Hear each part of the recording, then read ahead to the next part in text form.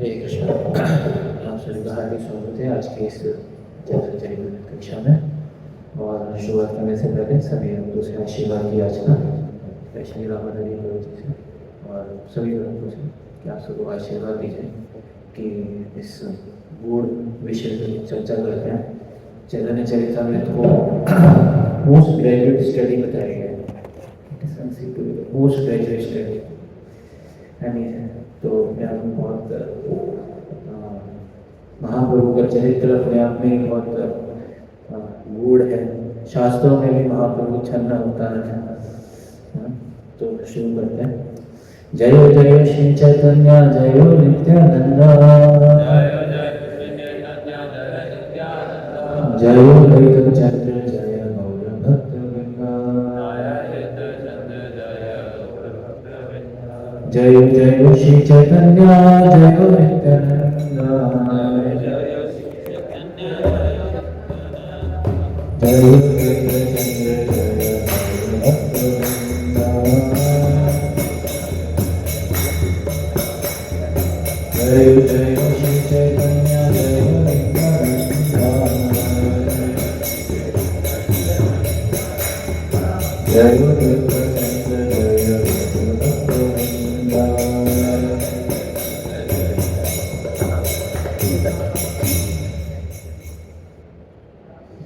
तो वे आज हम पढ़ रहे हैं चैतन्य चरितामृत के आदि लीला और अध्याय संख्या 7 और श्लोक संख्या है 147, प्यार संख्या है 147। अध्याय का नाम है भगवान श्री चैतन्य के 5 स्वरूप। प्यार संख्या 147 बोर्ड पे भी है और सभी साइड कर सकते हैं। ए मत सर्व सुप्रेर व्याख्यान सुनिया,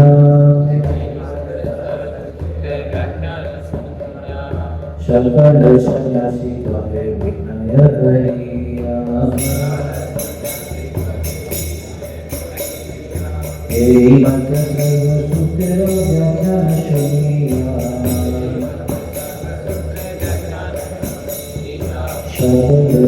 सन्यासी कहे विनय करिया, हे मत सर्व सुप्रेर व्याख्यान सुनिया, सकल सन्यासी कहे विनय करिया।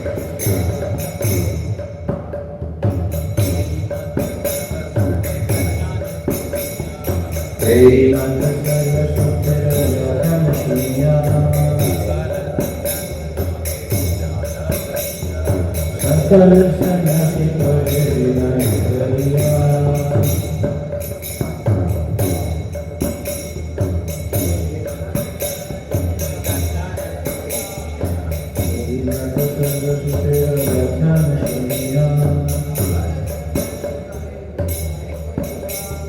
सकल सन्यासी कहे विनय करिया।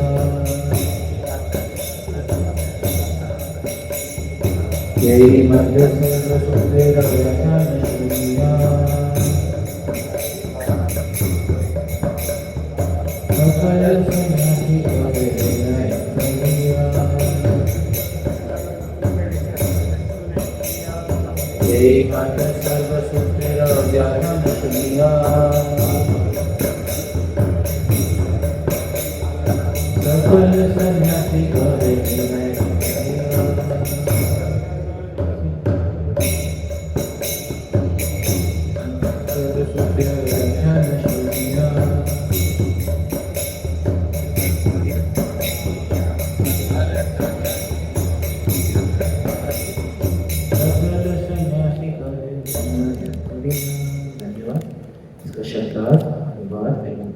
कृष्ण कृपा मूर्ति अभय स्वामी श्रील प्रभुपाद जी के द्वारा श्रील प्रभुपाद की एक मत इस प्रकार सर्व सूत्रेण वेदांत सूत्र के सभी सूत्रों के व्याख्यान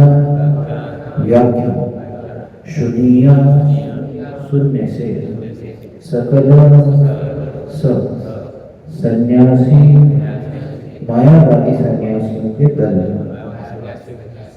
कहे कह विनय विनम्र होकर, करिया ऐसा करके। अनुवाद। जब सारे मायावादी सन्यासियों ने संबंध, अविधेय तथा प्रयोजन के आधार पर श्री चैतन्य महाप्रभु द्वारा प्रस्तुत की गई व्याख्या सुनी तो वे अत्यंत विनीत होकर बोले। तो रहिए, जब सारे मायावादी सन्यासियों ने संबंध, अविधेय तथा प्रयोजन के आधार पर श्री चैतन्य महाप्रभु द्वारा प्रस्तुत की गई व्याख्या सुनी तो वे अत्यंत विनीत होकर बोले। तात्पर्य ध्यान पूर्वक श्रवण कीजिए। जो कोई व्यक्ति वेदांत दर्शन को समझने का इच्छुक है उसे श्री चैतन्य महाप्रभु तथा वैष्णव आचार्यों की व्याख्याएं स्वीकार करनी चाहिए, क्योंकि इन्होंने भी भक्ति योग के सिद्धांतों के अनुसार वेदांत सूत्र पर भाष्य लिखे हैं। श्री चैतन्य महाप्रभु के मुख से वेदांत सूत्र की व्याख्या सुनकर प्रकाशानंद सरस्वती समेत सारे सन्यासी अत्यंत विनीत एवं उनकी आज्ञाकारी बन गए और वे इस प्रकार बोले। ओम ज्ञानतिमिरान्धस्य ज्ञानाञ्जनाशलाकया चक्षुरुन्मिलितं तस्मै श्रीगुरवे नमः। श्रीचैतन्यकृष्ण स्थापितं येन भूतले स्वयं रूपा कदा मह्यं ददाति स्वपदान्तिकम्। वन्देऽहं श्रीगुरुं श्रीयुतां श्रीगुरुवैष्णवांश्च श्रीरूपं साग्रजातं सजगन्नाथान्वितं तं सजीवं साद्वैतं सावधूतं परिजनसहितं कृष्णचैतन्यदेवं श्रीराधा कृष्णवाराललिता श्रीविशाखान्विताश्च हे कृष्णकरुणा सिन्धो दीनबन्धो जगत्पते गोपीश गोपिकान्त राधाकान्त नमोऽस्तुते। भक्तराञ्जन गौराङ्गी राधे वृन्दावनेश्वरी वृषभानुसुते देवी प्रणमामि हरिप्रिये। वाञ्छाकल्पतरुभ्यश्च कृपासिन्धुभ्य एव च पतितानां पावनेभ्यो वैष्णवेभ्यो नमो नमः। जय श्री कृष्ण चैतन्य प्रभु नित्यानंद श्री अद्वैत गदाधर शिवासादि गौरभक्तवृंद। हरे कृष्ण कृष्ण कृष्ण हरे हरे, हरे राम राम राम हरे हरे। नमो विष्णुपदाय कृष्ण पृष्ठाय भूतले श्रीमते भक्ति वेदांत स्वामिने नामिने। नमस्ते सरस्वते गौरवाणी प्रचारिणे निर्विशेष शून्यवादी पाश्चात्य देशिकारिणे। नमो महावदन्याय कृष्ण प्रेम प्रदायते कृष्णाय कृष्ण चैतन्य नामे वर्तते नमः। हरे कृष्ण। देखो पुनः आप सभी भक्तों का हार्दिक स्वागत है आज की इस चैतन्य चैतन्य कक्षा में। और सभी भक्तों से आशीर्वाद किया जाए कि मैं इस विषय पे गुरु परंपरा के जो वाक्य हैं, शब्द हैं, उनकी जो शिक्षाएं हैं उनको दोहरा सकूं। तो बहुत महत्वपूर्ण ये प्रश्न चलता है। इस अध्याय का नाम है श्री चैतन्य महाप्रभु के 5 स्वरूप। और श्रील कृष्णदास कविराज गोस्वामी जी चैतन्य चरित्रामृत के कहते हैं चैतन्य महाप्रभु के चरित्र के बारे में कि चैतन्य चरित्र एहि अमृत सिंधु कर्ण मन तृप्त करे यार एक बिंदु। कहते हैं कि जो महाप्रभु का जो चरित्र है, उनका जो जीवन और चरित्र है वो किसके समान है? एक ओशन ऑफ नेक्टर, वो एक अमृत के समुद्र के समान है। कर्ण मन तृप्त करे यार एक, अगर वो इसके एक बिंदु को भी चख लेता है या उसका आस्वादन करता है तो उसके कान को और मन को कर्ण मन तृप्त करे यार एक, तो उसके कर्णों को और मन को क्या तृप्त कर सकता है। ये चैतन्य चरितामृत है, अपना बहुत नेक्टेरियन है। और आज हम जो चर्चा कर रहे हैं वो महाप्रभु जो है बेसिकली वाराणसी में है, और मायावादियों का गढ़ कहा जाता है वाराणसी को। और वहाँ पे जो प्रकाशानंद सरस्वती और उनके कहीं पे वर्णन आता है 10,000 शिष्य, कहीं पे वर्णन आता है 60,000 शिष्य। तो जितने भी शिष्य हैं उनके मायावादी, सारे मायावादी सन्यासी हैं, और वो महाप्रभु से वेदांत सूत्र की व्याख्या सुन रहे हैं। तो इसमें हम देखते हैं कि शुरुआत ऐसे होती है कि जो तपन मिश्र होते हैं और चंद्रशेखर आचार्य होते हैं, वो महाप्रभु के पास आते हैं, बहुत दुखी होते हैं कि हम आपकी रोजाना निंदा सुननी पड़ती है, हमें आपको लोग भावुक सन्यासी बोलते हैं और नृत्य करते हैं, कीर्तन करते हैं, तो ये मायावादी आपको बड़ा मजाक बनाते हैं, और हम क्या करें, हम तो कुछ उनको डिफीट भी नहीं कर पाते, आर्ग्यू भी नहीं कर पाते। तो हम तो ये सोचते हैं कि हमें तो जहर खा के मर जाना चाहिए, हम आपके डिफेंस में कुछ बोल भी नहीं पाते। तो महाप्रभु इस तरीके से अरेंज करते हैं कि एक ब्राह्मण आता है वहाँ पे, और वो ब्राह्मण के घर पे सारे के सारे मायावादी सन्यासी भी आते हैं, और महाप्रभु को भी वो इनवाइट करता है वो ब्राह्मण। तो महाप्रभु वहाँ पे जाते हैं, और जहाँ पे पाद प्रक्षालन का स्थान होता है वहाँ पे महाप्रभु बैठ जाते हैं, और सारे के सारे मायावादी जो होते हैं महाप्रभु को देख के बड़ा आश्चर्य करते हैं कि महाप्रभु वहाँ पे बैठ के अपना तेज भी बढ़ा लेते हैं। तो मायावादियों को तेज से बड़ा आकर्षण होता है, यानी ब्रह्म से आकर्षण होता है, तो तेज बढ़ा लेते हैं महाप्रभु अपना वहाँ। तो उनके अंदर एक छोटा सा एप्रिसिएशन आता है महाप्रभु के प्रति कि आप यहाँ पे क्यों बैठे, आप ऊपर आके बैठे। तो ऐसा मैंने सुना था कि यही जो एप्रिसिएशन छोटा सा उनके अंदर जो आया महाप्रभु के लिए, तो वही उनके उद्धार का कारण बनेगा आगे चलके। उनके अंदर महाप्रभु के रूप को देख के, सुंदरता को देख के उनका आकर्षण बढ़ा, और एक उनकी जो महाप्रभु की जो उन्होंने छोटी सी सेवा करी कि आप ऊपर आके बैठे, तो वही कारण बनेगा आगे चल के उनके अंदर, उनके जो हृदय में परिवर्तन आएगा। तो फिर वो महाप्रभु से क्वेश्चन पूछते हैं कि आप नृत्य करते हैं, कीर्तन करते हैं, आप वेदांत सूत्र का अध्ययन क्यों नहीं करते? तो फिर महाप्रभु उन्हें एक्सप्लेन करते हैं कि मेरे गुरु ने मेरे को हरे कृष्ण महामंत्र जप करने की आज्ञा दी है, और वो कहते हैं कि आपको वेदांत पढ़ने का अधिकार नहीं है, मुक्त तुम्हें वेदांत नहीं का पढ़, ऐसा एक श्लोक आता है उसमें कि आपको वेदांत पढ़ने का अधिकार नहीं है। और फिर महाप्रभु जो हैं उन्हें उनकी ही जो वेदांत सूत्र की कमियां हैं, फ्लॉज हैं, वो बताते हैं कि शंकराचार्य जी ने क्या करा है, इसकी इनडायरेक्ट मीनिंग दी है। और फिर वो बताते हैं कि शंकराचार्य जी स्वयं शिव जी के ही एक अवतार रहे जब, और उन्होंने भगवान के कहने पे मायावाद शास्त्र इसका प्रचार किया।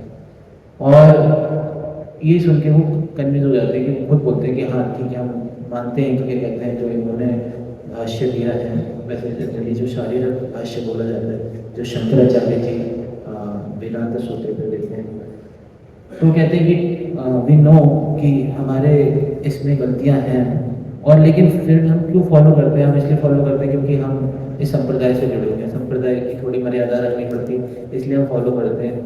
तो ऐसा बोलते हैं इस श्लोक में। फिर बोलते हैं कि हमें आपसे सुनने की इच्छा है कि आप सही एक्सप्लेनेशन दीजिए, सही एक्सप्लेनेशन दीजिए कि इसका राइट एक्सप्लेनेशन क्या है वेदांत सूत्र का। तो फिर महाप्रभु जो है वेदांत सूत्र का सही एक्सप्लेनेशन उनको देते हैं, और जब वो इस तरीके से सुनते हैं तो बेसिकली उसमें महाप्रभु ने संबंध के बारे में बताते हैं कि हम देखते हैं जो शास्त्र होते हैं उनका तीन लक्ष्य होते हैं। सबसे पहले संबंध, दूसरा होता है अभिधेय, और तीसरा होता है प्रयोजन। वो तीन चीजें बताते हैं शास्त्र। तो सबसे पहले संबंध कि जीव का एक क्या संबंध है भगवान से।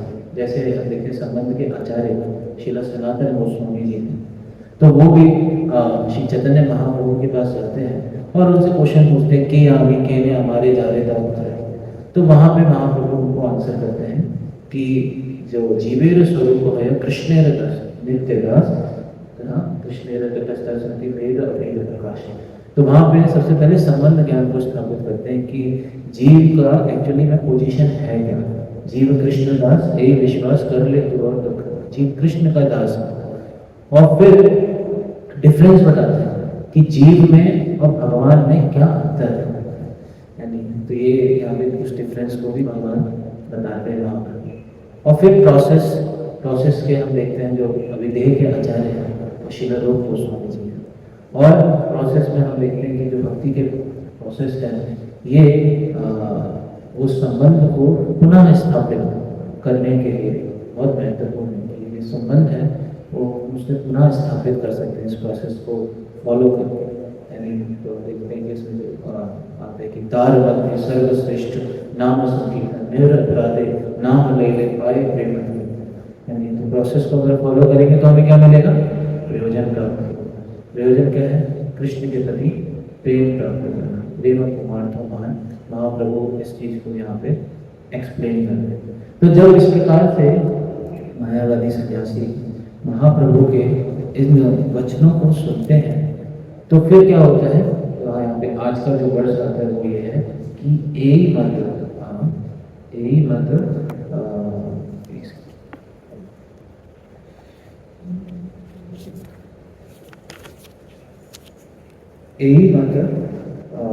सर्वसूत्रेर व्याख्यान शुनिया सकल सन्यासी कहे विनय करी। तो सारे के सारे सन्यासी जो हैं उनका क्या कहते हैं हृदय परिवर्तन जब महाप्रभु से ऐसी वेदांत सूत्र की व्याख्या सुनी, जब उन्होंने संबंध अभिधेय और प्रयोजन के बारे में महाप्रभु से इस प्रकार से सुना तो क्या हुआ कि वो अत्यंत विनीत होकर बोले। विनम्रता का गुण उनके अंदर विकसित हो गया, विनम्रता। तो यहाँ पे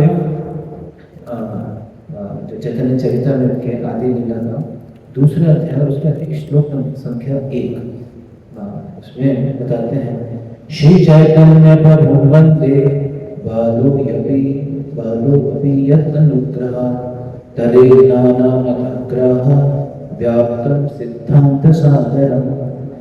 यहाँ पे कृष्ण कविराज गोस्वामी जी महाप्रभु को प्रणाम कर रहे हैं, कह रहे हैं कि मैं उन श्री चैतन्य महाप्रभु को नमस्कार करता हूँ जिनकी कृपा से एक अबोध बालक भी निर्णायक सत्य रूपी सागर को पार कर सकता है, जो विभिन्न सिद्धांत रूपी मगरों से भरा हुआ है।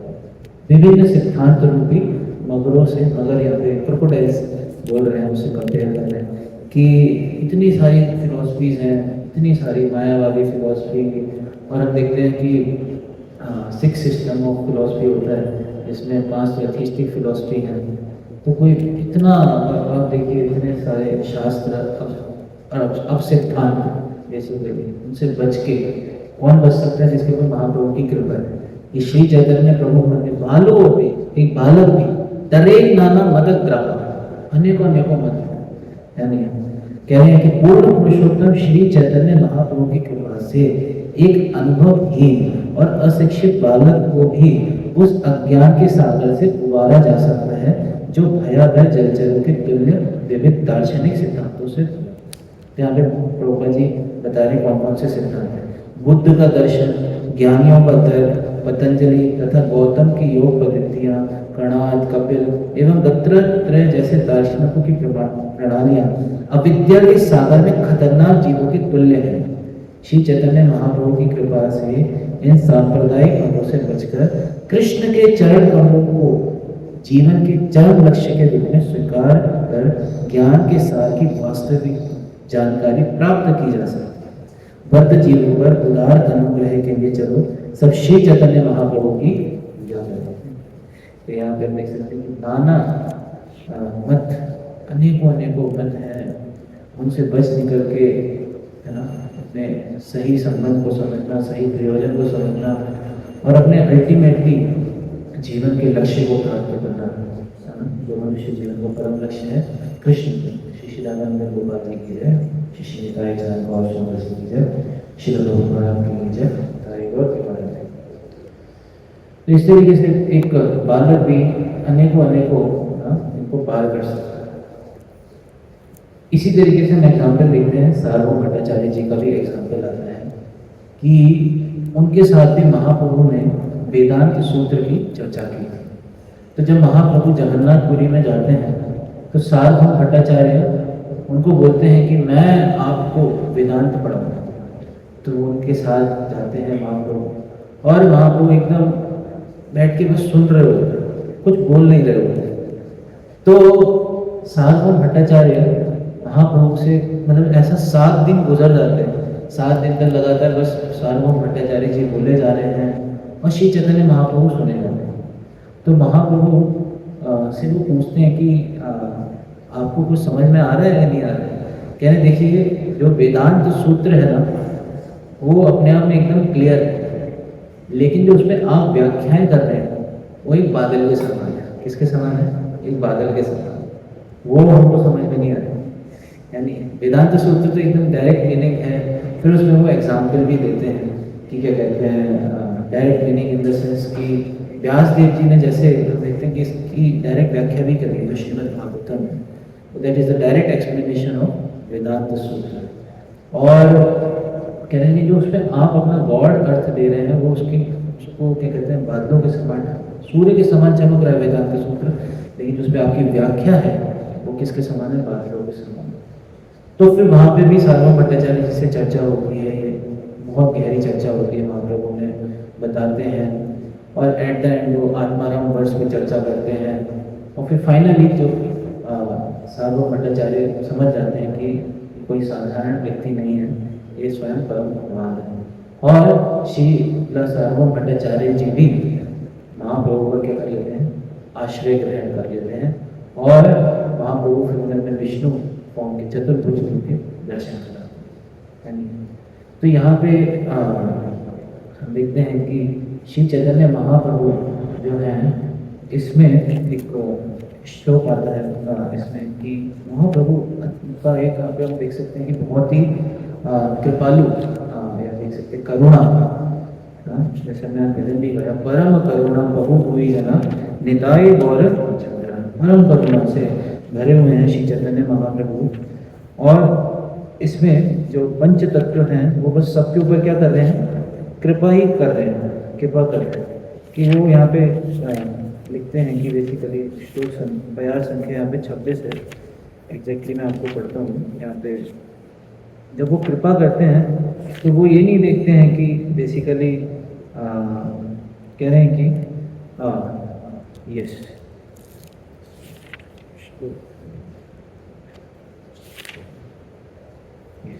यहाँ पे देखते हैं कहते हैं श्लोक संख्या बयार संख्या 23 आदि अध्याय से कहते हैं पात्र अपात्र विचार नाही स्थान स्थान यही यहाँ पाए तहाँ करे प्रेम दान। भगवत प्रेम को वितरण करते समय श्री चैतन्य महाप्रभु तथा उनके संगियों ने कभी यह विचार नहीं किया कि कौन सुपात्र है और कौन नहीं है। इसका वितरण जहाँ किया जाए और कहीं कहाँ नहीं, ऐसा कोई विचार नहीं कि किसी पे करना नहीं, सब पे कर रहे हैं। उन्होंने कोई शर्त नहीं रखी, जहाँ कहीं भी अवसर मिला पंच तत्व के सदस्यों ने भगवत प्रेम का वितरण किया। और वो ये नहीं देख रहे सज्जन दुर्जन पंगु जड़ अंधगण प्रेम बन्या डुबाएगा जल तेरा जल। कृष्ण भावनामृत आंदोलन सारे विश्व को आप्लावित कर देगा और हर एक को डुबा देगा, चाहे वह भद्र व्यक्ति हो या धूर्त लंगड़ा अशक्त या अंधा। तो सबके ऊपर महाप्रभु क्या कर रहे हैं? कृपा कर रहे हैं। तो महाप्रभु जो है इस तरीके से सबके ऊपर कृपा कर रहे हैं, लेकिन कुछ लोग भाग गए कृपा से, कुछ लोग क्या कहते हैं वंचित रहे। तो महाप्रभु क्या सोच रहे हैं? कह रहे हैं बहुत महत्वपूर्ण श्लोक है, वो कह रहे हैं ताहा देखी महाप्रभु करे न चिंतना जगत डूबाई तेरा में करे लो यतना केहा एड़ा एला प्रतिज्ञा हेला भंगा ताहा सा डूबाई ते पाती पाती के झूलंगा। तो यह देखकर कि मायावादी तथा अन्य लोग पलायन कर रहे हैं, चैतन्य महाप्रभु ने सोचा मेरी इच्छा थी कि प्रत्येक व्यक्ति भगवत प्रेम की इस बाढ़ में डूब जाए, किंतु उनमें से कुछ लोग भाग निकले, अतः मैं उन्हें भी डुबाने का कोई उपाय निकालूंगा। जो मायावादी थे वो भाग्य की तरह रहते वाराणसी आ गए थे, तो महाप्रभु ने उनके लिए भी, उनको भी भगवत प्रेम, ये है बंजर भूमि में भी क्या कहते हैं गार्डन को क्या कहते हैं फ्लरिश कर देते हैं, तो मायावादी जनरली। तो यहाँ पे हम देखते हैं कि महाप्रभु का इतना करुणा है कि क्या कहते हैं जो मायावादी उनके भी उद्धार के लिए महाप्रभु आ रहे वाराणसी और वहाँ पर उनका उद्धार करेंगे। तो यहाँ पे एक और चीज़ समझने वाली ये है कि जब उन्होंने महाप्रभु से इस चीज़ को सुना, तो यहाँ पे सुनने का भी बड़ा महत्व है कि किन से सुनना चाहिए और किन से नहीं सुनना चाहिए। ये भी बड़ा महत्वपूर्ण सिद्धांत है कि बेसिकली किन से सुने और किन से नहीं सुने। तो यहाँ पे चैतन्य चरितामृत की अंत्य लीला में 5वां अध्याय श्लोक प्रयास संख्या 131, इसमें बताते हैं यहाँ भागवत पढ़ वैष्णवेर स्थाने एकांत आश्रय कर चैतन्य चरण। तो यहाँ पे ये श्लोक जो है वो स्वरूप आपके गोस्वामी बोल रहे हैं, यानी if you want to understand, अगर आपको भागवत को समझना है तो आप किसको अप्रोच करो? You must approach a self realise Vaishnav and hear from. एक महाभागवत से जाके आप उसको सुनो। ग्रंथ भागवत को किससे सुनना चाहिए? व्यक्ति भागवत से सुनना चाहिए। और यहाँ पे इस तरीके से बता रहे हैं कि अगर हम इस तरीके से करेंगे तो क्या होगा? नष्ट प्रायश नित्यम भागवत से भगवती उत्तम श्लोक भक्ति भगवती नैष्टिकी। तो इस तरीके से जब हम एक वैष्णव भागवत से या वैष्णवों से जाके सेल्फ रियलाइज वैष्णव से सुनते हैं मैसेज, तो उसका क्या होता है? प्रभाव। उसका हृदय में क्या रहता है? प्रभाव पड़ता है। लेकिन अगर हम अवैष्णवों से सुनते हैं, है नहीं, अवैष्णवों से सुनते तो इसके लिए शिला सनातन गोस्वामी बताते हैं अवैष्णवादीर्णम भूतम हरि कथामृतम श्रवणम नैव कर्तव्यम सर्व उच्चिष्ट यथापय। हो सकता है कि हम कृष्ण कथा ही सुन रहे हैं, लेकिन अगर वो हम अवैष्णवों से सुन रहे हैं जो वैष्णव नहीं है, जो परंपरा में नहीं आ रहे हैं, तो उसका निगेटिव इफेक्ट होता है। उसका negative effect in the sense किस प्रकार से होता है कि जैसे आप इसमें एग्जाम्पल कर देते हैं कि दूध जो होता है वो किसके समान है? अमृत के समान होता है। लेकिन अगर दूध पे कोई सांप आके अपना मुंह मार ले तो कैसा हो जाएगा? दूध का स्वभाव जहर बन जाएगा, वो अमृत भी जहर के समान बन जाएगा। तो अगर वैष्णवों के मुख से कृष्ण कथा सुनना, कृष्ण कथा तो अपने आप में किसके समान है? तब कथा मृतम तब तो जीवितम कवि विरीडितम, हाँ कवि विरीडितम कल्मषापहम श्रवण मंगलम श्रीमदागतम भुवि ग्रंथि है पूरी तरह। तो भगवान की जो कथा है वो किसके समान है? हाँ अमृत के समान है। लेकिन उस अमृत को भी अगर कोई अवैष्णव जो कि परंपरा में नहीं है या अब संप्रदाय है तो उससे सुनेंगे तो क्या होगा? हमें लगेगा बड़ी रसिक कथा चल रही है, बड़ा रस दे रहे हैं सिद्धांतों में। वो लोग डायरेक्टली लीलाओं पे जम करते, सिद्धांत तो चर्चा ही नहीं करते। तो हमें लगेगा बड़ी रसिक कथा है और ऐसा है वैसा है, लेकिन उससे ना तो कोई हृदय में परिवर्तन होगा और बल्कि वो उसका उल्टा इफेक्ट होगा, उसका उल्टा इफेक्ट। तो इसलिए हमें किन व्यक्ति से सुनना चाहिए ये बड़ा महत्व है, किनसे हम सुन रहे हैं।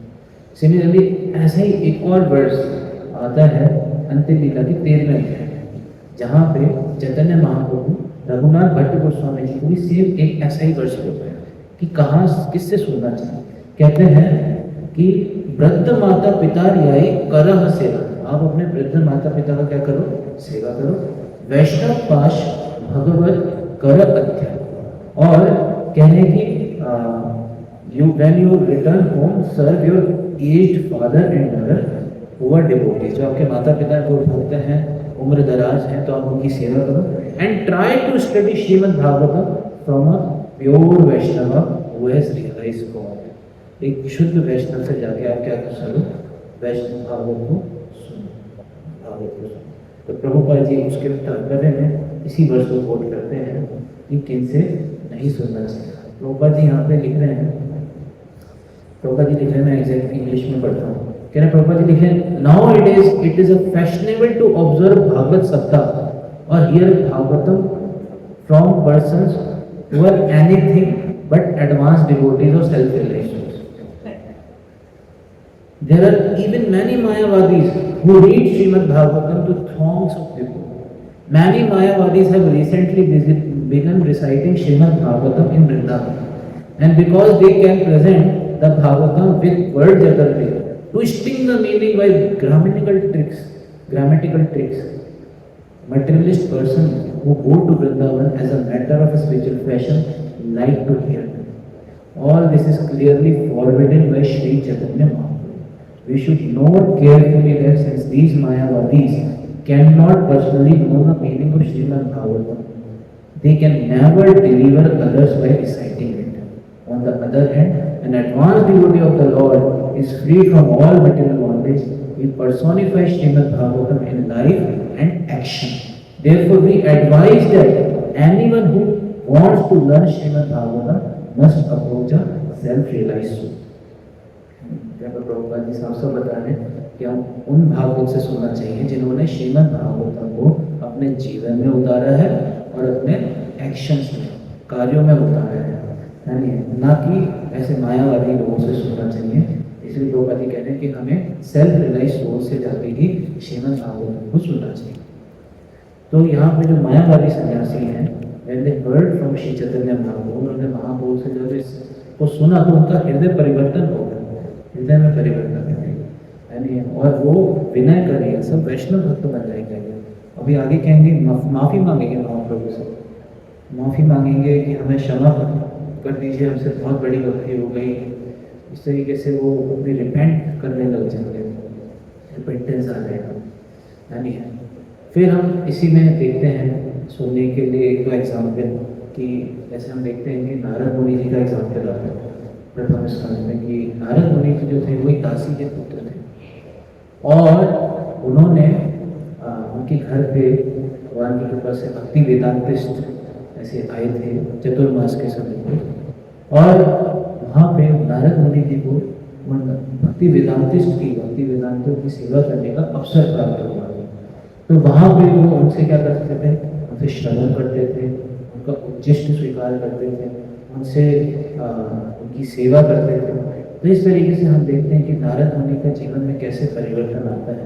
वो एक देख सकते हैं कि महाजन है नारद मुनि, यानी वो कैसे उनके जीवन में वो दासी पुत्र से वो नारद मुनि की पोजीशन पे चले जाते हैं just by hearing from those भक्ति वेदांतिस्ट एंड सर्विंग। जब महाभागवतों से उन्होंने श्रवण किया, उनकी सेवा करी, तो ऐसे उनके जीवन में परिवर्तन। दूसरा एग्जाम्पल जो मैं सोच पाया अजामिल का एग्जाम्पल। अजामिल जो था उसने बहुत सारी सिंपल एक्टिविटीज करी थी, लेकिन जब वो अपना उसे यमदूत निकालने आते हैं उसके शरीर से, उसकी आत्मा, तो वो अनकॉन्शियस स्टेट में होता है, लेकिन उस टाइम पे वो कृष्ण कथा सुन रहा होता है।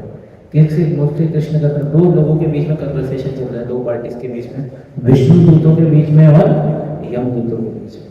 तो जब विष्णु दूत और यमदूतों के बीच में इस तरीके से कन्वर्सेशन चल रहा होता है तो कृष्ण कथा के समान होता है वो, और जब वो उसको सुनता है तो उसके हृदय में परिवर्तन आता है। वो भी डिपेंड, मुझसे बहुत बड़ी गलती हो गई, मैंने क्या कर दिया ये, मैं तो एक इतना अच्छा रास्ते पे चल रहा था और कहाँ मैं गलत रास्ते पे आ गया, एक गलत संग कर लिया मैंने, गलत चीज़ों को देख लिया और मैंने अपना जीवन खराब कर लिया। तो बहुत रिपेंट करते हैं जामिल, और फिर बाद में वो यहाँ पर देख सकते हैं कृष्ण कथा is very purifying when it is heard from pure devotees of God. भगवान के शुद्ध भक्तों से ये कृष्ण कथा सुनी जाती है तो क्या करती है, बहुत प्योरीफाइंग।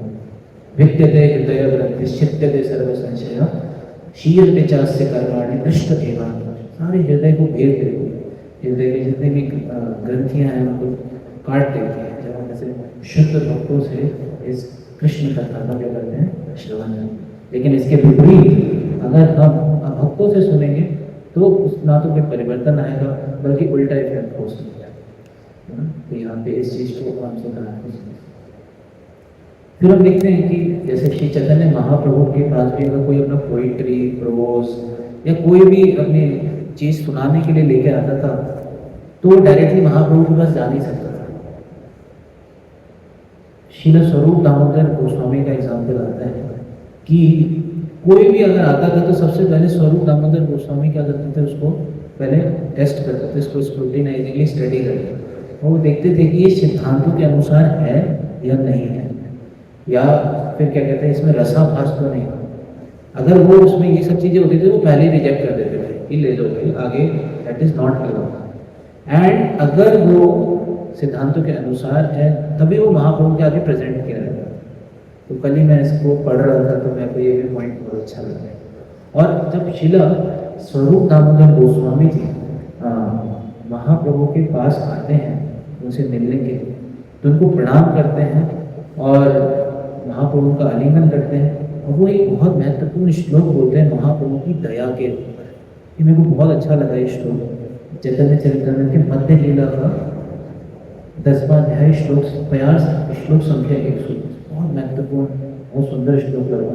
कह रहे हैं, हे लोक नित्य के दया विष दया प्रोमेद आमोदया सम्यक शास्त्र विवादया रस दया चित्तार्पितो मदया शाश्वत भक्ति विनोदया समदया माधुर्यमदया दया श्री चैतन्य दया निधे तव दया भूयाना अमदोदया। ये बहुत अच्छा लगा ये श्लोक। कह रहे हैं कि श्री चैतन्य महाप्रभु जो कि क्या है, is like the ocean of mercy, करुणा के सागर हैं। कह रहे हैं कि let there be auspicious awakening of all your auspicious mercy. Mahaprabhu की जो कृपा है मैं उसकी याचना करता हूँ, महाप्रभु की कृपा सबके ऊपर हो। क्या कह रहे हैं, which easily drives away all kinds of material lamentation, जो सब प्रकार के मटेरियल लैमेंटेशंस को भगा देती है, and makes everything pure and blissful, सब कुछ आनंदमय बना देती है और शुद्ध बना देती है। Indeed your mercy awakens transcendental bliss, जिसके ऊपर भगवान की कृपा होती है उसके अंदर आनंद आ जाता है, and covers all material pleasures, उसके सारे के सारे भौतिक इच्छाएं ढक जाते हैं, खत्म हो जाते हैं। While your auspicious mercy quarrels and disagreements arising among different scriptures are vanquished, your auspicious mercy pours forth transcendental valors and thus causes heart to jubilate. इसका हृदय आनंद से भर जाता है। Your mercy is full of joy, always stimulate devotional service. आपकी जिसके ऊपर कृपा होती है, हाँ, वो हमेशा आनंदित रहता है, उसके अंदर भक्ति प्रकट होती है, and glorifies conjugal love. May transcendental bliss be awakened within my heart by your causeless mercy. Chaitanya Mahaprabhu क्या है, श्री चैतन्य दयानिधि, दया के समुद्र है, दया के सागर। यानी तो महाप्रभु भगवान की डिक्शनरी में हम देख सकते हैं कि केवल एक ही वर्ड है, दया, करुणा।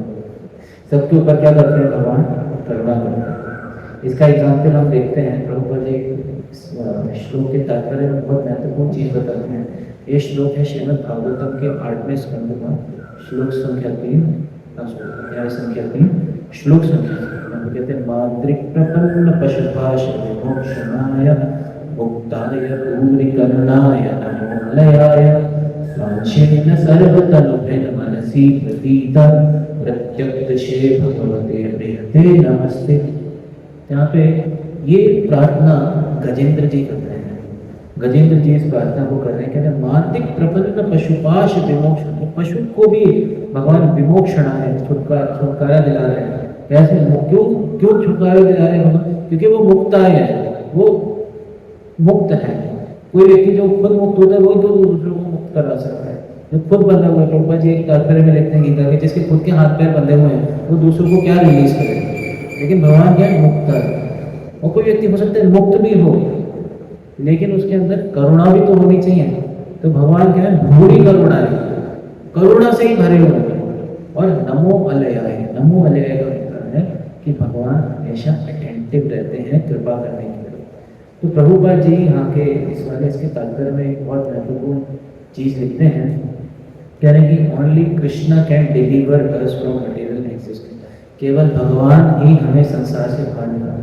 And indeed he is always trying to deliver us, वो हमेशा हमें बाहर निकालने का प्रयास करता है ना। वो हमारे हृदय में है और वो बिल्कुल भी इनअटेंटिव नहीं है, बिल्कुल भी इनअटेंटिव, हमेशा वो तत्पर है, ध्यान रख रहे हैं। His aim is only to deliver us from material life. हमें संसार से, इस भौतिक जीवन से बाहर निकालना चाहिए। प्रभुपाद जी लिख रहे हैं बहुत महत्वपूर्ण, It is not that he becomes attentive to us only when we offer prayers to him. ऐसा नहीं कि भगवान तभी attentive होते हैं जब भगवान से प्रार्थना करते हैं। Even before we offer prayers, he incessantly tries to deliver us. He is never lazy in regard to our deliverance. भगवान कभी आलस नहीं करते हैं हमारा उद्धार करने के। इसीलिए भगवान को क्या बोला जाए, भूरि करुणाए नमो भल्याय। He is never inattentive. यानी तो भगवान का गुण हम देख सकते हैं कि कृपा करना। सेम चीज को हम देखते हैं हमारे आचार्यों में भी, जैसे उनके अंदर भी यही करुणा का गुण, क्योंकि परंपरा से आ रहा है, तो यही गुण हम देखते हैं हमारे आचार्यों में। जैसे षट गोस्वामी अष्टकम में एक बहुत महत्वपूर्ण स्टेंजा आता है, त्यक्त्वा दूरमशेष मंडलपतिं श्रेणिं सदा तुच्छभाग भूत्वा दीन गणेश कौ करुणया कंठाश्रितो गोपी भागरसामृताब्धिलहरी कल्लोल भग्नो वंदे रूप सनातन रघुयुगो श्री जीव गोपाल को। जहाँ पे जो लाइन है भूत्वा दीन गणेश को करुणया, तो यहाँ पे एग्जैक्टली इसका मीनिंग है कि who kicked off all association of aristocracy as insignificant in order to deliver the poor conditioned souls. They accepted loin clothes. आचार्य हैं हमारे कौपीन कंठाश्रित, क्यों? In order to deliver the poor conditioned souls. तो देख सकते हैं कि हमारे आचार्य होते हैं। और सेम ऐसे ही एग्जाम्पल हम देखते हैं श्रील प्रभुपाद जी का भी एग्जाम्पल आता है। जैसे यहाँ पे सारे मायावादी भाग के वाराणसी आ गए, तो महाप्रभु उनको बचाने के लिए आ रहे हैं, नहीं है? तो सिमिलरली जितने भी हम देखते हैं कि ये श्रील प्रभुपाद के विषय में ये श्लोक आते हैं, एक चैतन्य मंगल से है शायद ये श्लोक लोचनदास ठाकुर जी बोलते कि कह रहे एवे नाम संकीर्तन भिक्ष खड्गलैया अंतर असुर जीवे देवकाटिया taking the sharp sword of the congregational chanting of Hare Krishna I will root and destroy the demonic mentality in the hearts of conditions. जितने भी लोग हैं उनके हृदय में जो ये डेमोनिक मेंटेलिटी उसको मैं काट दूँ, किसके माध्यम से? हरे कृष्ण महामंत्र के माध्यम। लेकिन कुछ लोग भाग जाएंगे, कुछ लोग भाग जाएंगे जब ऐसा देखेंगे तो क्या होगा? ऐसे लोग जो भाग जाएंगे उनको बचाने के लिए कौन जाएगा? यदि पापी छाड़ी धर्म दूरे देशे आए मोरा सेनापति भक्त यही वे कथा है। यानी कि सम सिंपल पीपल एस्केप, कोई अगर बच जाएगा ना, भाग जाएगा, और giving us religious principle go to far off countries, दूर देशों में चला जाएगा, then my senapati bhakta military commander will come at that time to give them Krishna consciousness, उनको कृष्ण भक्ति देने के लिए वो आए।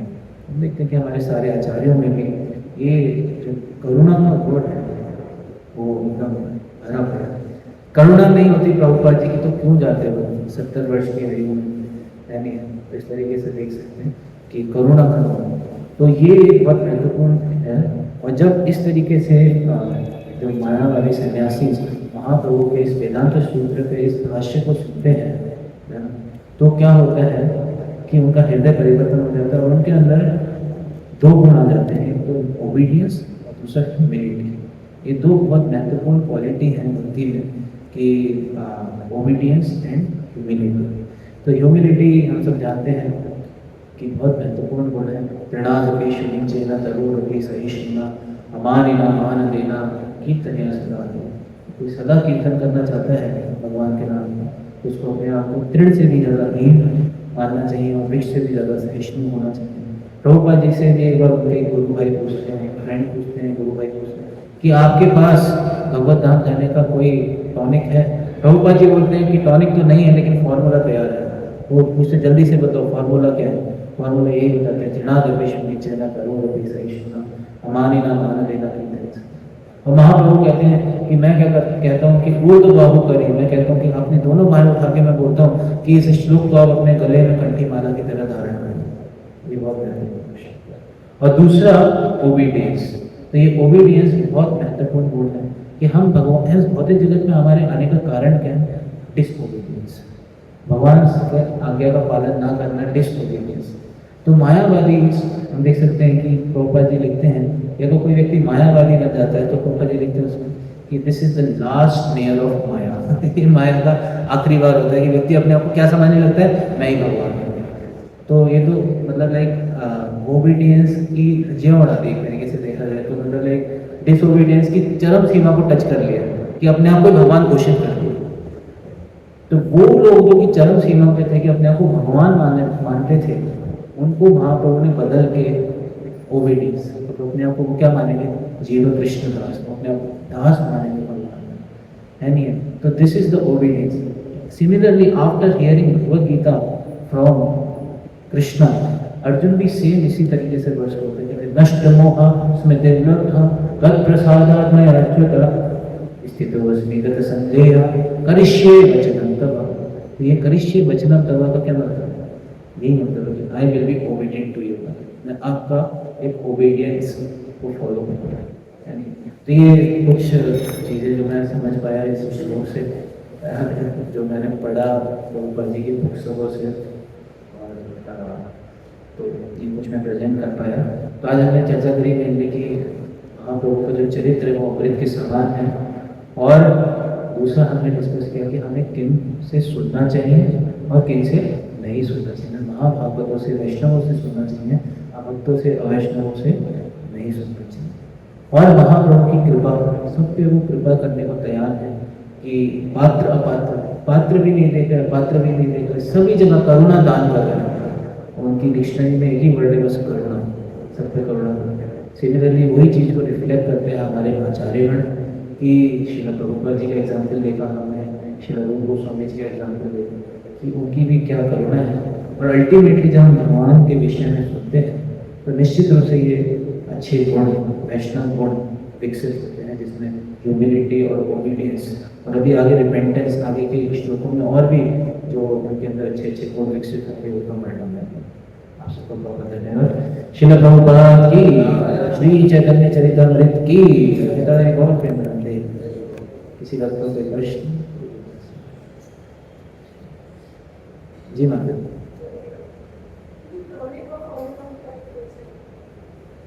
माता जी, टॉनिक जो होते हैं वो दवाई होती है, और फॉर्मूला इन द सेंस कि वो भी दवाई नहीं बनी है, वो फॉर्मूला फॉर्म है। जैसे कोई केमिकल रिएक्शन होती है ना, तो उसमें केमिकल रिएक्शन से, केमिकल बनने से पहले उसका वो केमिकल रिएक्शन लिखा होता है कि इसमें ये मिलाएंगे, इसमें ये मिलाएंगे तो ये बनेगा। तो ये टॉनिक और फॉर्मूला में है, ठीक है जी प्रभु।